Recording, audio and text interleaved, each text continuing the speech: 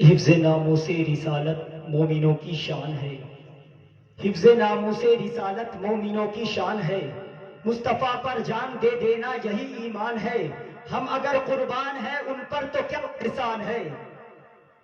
حفظ ناموس رسالت مومنوں کی شان ہے، مصطفیٰ پر جان دے دینا یہی ایمان ہے، ہم اگر قربان ہیں ان پر تو کیا احسان ہے، یہ بدن بھی ہے انہی کا اور انہی کی جان ہے، اور اس لیے سرکار پہ یہ جان بھی قربان ہے، اور اس لیے سرکار پہ یہ جان بھی قربان ہے کہ ہم اگر انسان ہیں تو سرکار کا احسان ہے۔ اور دشمنان مصطفیٰ سے کوئی سمجھوتا نہیں، دشمنان مصطفیٰ سے جنگ کا اعلان ہے، دشمنان مصطفیٰ سے کوئی سمجھوتا نہیں، دشمنان مصطفیٰ سے جنگ کا اعلان ہے۔ آپ نے سماعت کیا نعت نبی، اب آئیے بلا تاخیر میری آواز جن حضرات کے سماعتوں سے ٹکرا رہی ہے وہ مجلس میں آنے کی زحمت گوارا کرے۔ نعت آقا کو سنا آؤں گا لیکن تم لوگ، دل کا میں زخم دکھا آؤں گا لیکن تم لوگ، تم سے میں اپنی شفاعت کی سند کیوں مانگوں، جا کے طیبہ ہی سے لے آؤں گا لیکن تم لوگ، اور تم کہاں جاؤ گے جب کوئی ٹھکانہ ہی نہیں، تم کہاں جاؤ گے جب کوئی ٹھکانہ ہی نہیں، ارے میں تو مخدوم صاحب کے پاس چلا جاؤں گا لیکن تم لوگ، تم سے میں اپنی شفاعت کی سند کیوں مانگوں، جا کے طیبہ ہی سے لے آؤں گا لیکن تم لوگ۔ پتہ ہے جس نبی کی تعریف ہو رہی تھی، جس نبی کے وجہ سے پوری کائنات بنی، اس نبی کے حسن اور جمال کی بات کروں تو یوسف کا حسن پھیکا پڑ جائے گا۔ شاعر کہتا ہے آج یوسف بھی ان کی غلامی، آج یوسف بھی ان کی غلامی میں ہے، تم نے دیکھا زلیخا ہمارا نبی، صرف میرے نبی کے حسن کی بات کر رہا ہوں، اور میرے نبی کے حسن کو دیکھ کر لوگ ایمان لایا کرتے تھے۔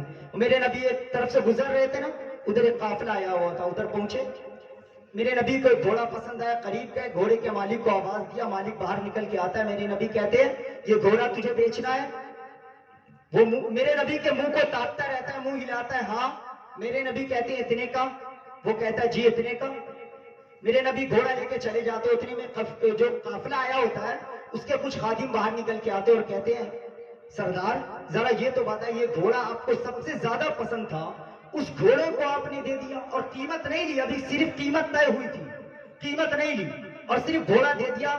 قبیلے کا مالک کہتا ہے میں تجھے کیا بتاؤں کہ وہ اس کا جو حسن تھا نا، اس کے جو لب و رخسار تھے، اس کی جو پیشانی تھی، شاعر نے کہا جس جگہ نظریں پڑی مرکوز ہو کے رہ گئی، جس جگہ نظریں پڑی مرکوز کہتے ہیں چپکنے کو، جس جگہ نظریں پڑی مرکوز ہو کے رہ گئی، اس کو سرتاپا کسی نے آج تک دیکھا نہیں۔ میرے نبی کے لب و رخسار کو دیکھا دیکھتا ہی رہ گیا، حسن و جمال کو دیکھا دیکھتا ہی رہ گیا، زلفیں دیکھی دیکھتا ہی رہ گیا۔ تو میرے نبی کو حسن دیکھنے کے بعد قافلے کا مالک یہ بات کہتا ہے، اور سردار وہ جو قبیلے کا نوکر رہتا ہے وہ کہتا ہے قیمت تو نہیں لی۔ یہ بات چلتی رہتی ہے کہ اتنے میں قبیلے کا اتنے میں میرے نبی کے طرف سے کچھ خادم آتے ہیں اور قبیلے کے سردار کو پیسہ دیتے ہیں، دینے کے بعد وہ جانے لگتے ہیں۔ قبیلے کا مالک کہتا ہے ذرا یہ تو بتا کہ یہ پیسہ کس نے بھجوایا اور وہ ہے کون؟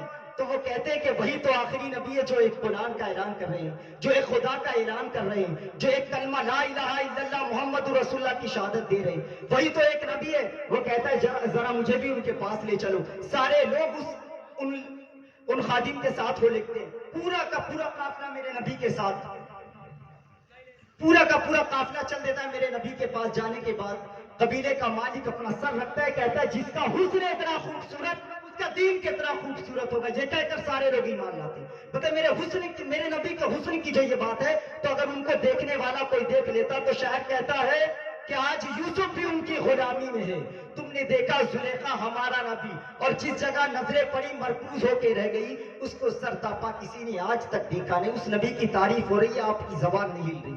بولے ایک مرتبہ مچل کے سبحان اللہ، بولے لبیک یا رسول اللہ، لبیک یا رسول اللہ۔ لبیک کے نعروں سے دنیا کو ہلا دیں گے، سرکار دو عالم پر گھر بار اٹھا دیں گے۔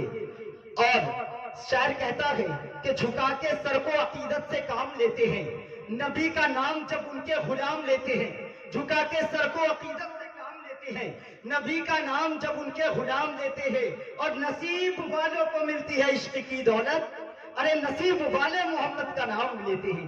اتنی بڑی خوش قسمتی ہمیں ملی کہ ہم سنی عقیدہ مسلمان ہیں اور نبی کی تعریف گنگنا رہے ہیں. تو اس پورے مجلس، یہ پورا مجلس بھرا ہونا چاہیے، لیکن ابھی بھرا نہیں ہے. شاعر نے کہا جھکا کے سر کو عقیدت سے کام لیتے ہیں، نبی کا نام جب ان کے غلام لیتے ہیں، اور نصیب والوں کو ملتی ہے عشق کی دولت، اور نصیب والے مدی محمد کا نام لیتے ہیں. تو کسی نے کہا کہ حد عروج و مقام حضور کیا سمجھے، شہ امم کو بشر کا شعور کیا سمجھے.